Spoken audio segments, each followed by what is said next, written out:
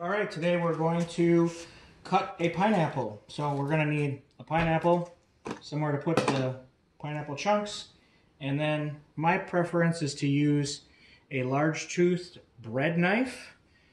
This works the best for the tough rind of a pineapple. This is just my preference, but that's what we're going to use. So the first thing we're going to do is we're going to take off the top. Just use a sawing motion. It should go right through. Now, if you want, you can put this in water and grow a new pineapple tree. We're going to throw it away today. And then you cut off the bottom. That'll look like that. So now if you look, this rind kind of goes into the flesh a little bit. If you don't want any of these little marks in your pineapple, you can cut that deep, but you're wasting a lot of edible fruit. So having a little bit of those marks is okay. I'm going to maximize the amount of fruit. The other thing too is if you notice there's this circle right here, that's the core. The core of the pineapple is not edible, so we will be removing the core later. So first thing we're going to do is we're going to follow the curvature of the fruit, and we're just going to cut the rind off. As you can see, these little marks, like I said, if you don't like those little marks or you don't like the way it feels in your mouth, you can definitely cut deeper, but you are going to be losing a lot more of the edible fruit.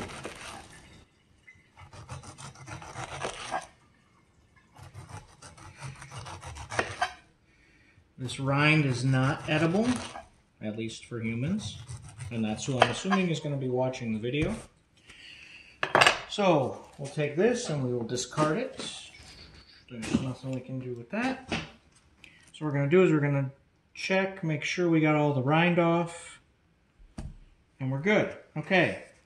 Next thing we're going to move on to is getting rid of the core. So we're going to cut it straight down the middle, right through the core, and you can see the core right there. Cut side down. And we're going to cut it in half again through the core.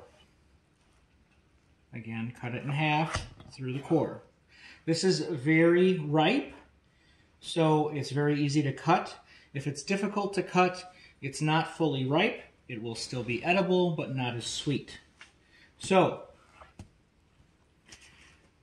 as you can see, we now have a quarter of the core left in each piece. So what we're going to do, I'm going to reposition myself,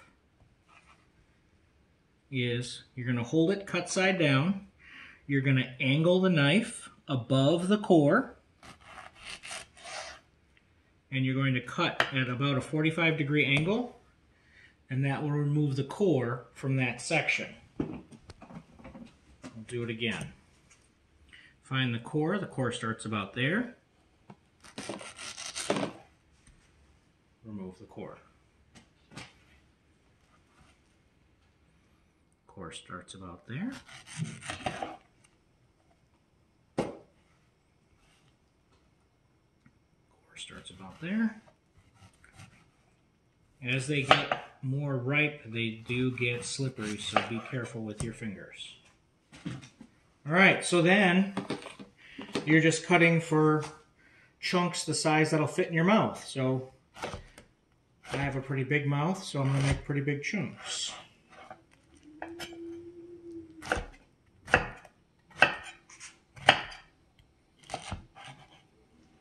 Again, a bread knife or any serrated knife will work best for a pineapple. I've just found that over the years, using a bread type serration as opposed to like a Ginsu knife with the small teeth.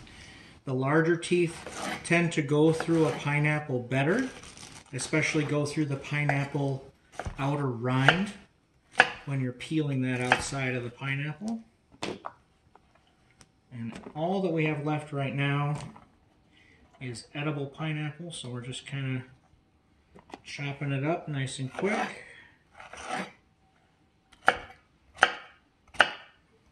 And as you can see, if your pineapple is nice and ripe, this goes really fast.